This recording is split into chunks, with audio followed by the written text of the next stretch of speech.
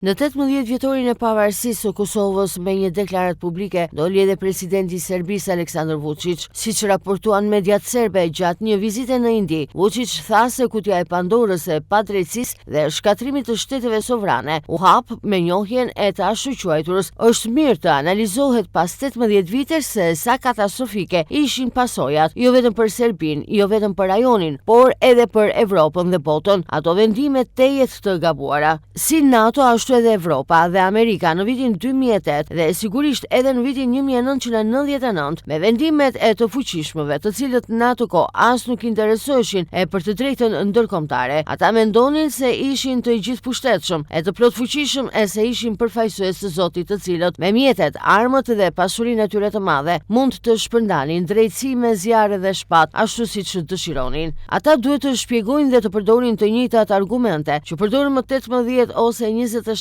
vjet më parë. Është e qartë se fillimi i rënies së rendit botëror ishte në atë periudhë midis viteve 1990 dhe 2008. Mund të flas edhe për gabimet tona në vitet 1990-2000 në angazhimin e pamjaftueshëm për konfliktet e brendshme që prodhuan tensione në atë kohë e kur nuk kishim një lidership mjaftueshëm të fortë për të mbështetur popullin dhe vendin e tyre. Ata shqetësoheshin vetëm për një lloj rezultati zgjedhor, por në fund të fundit kanë kaluar 18 vjet, çdo vit po bëhet më e vështirë, por ata nuk arritën ta thyenin Serbinë, tha Vučić.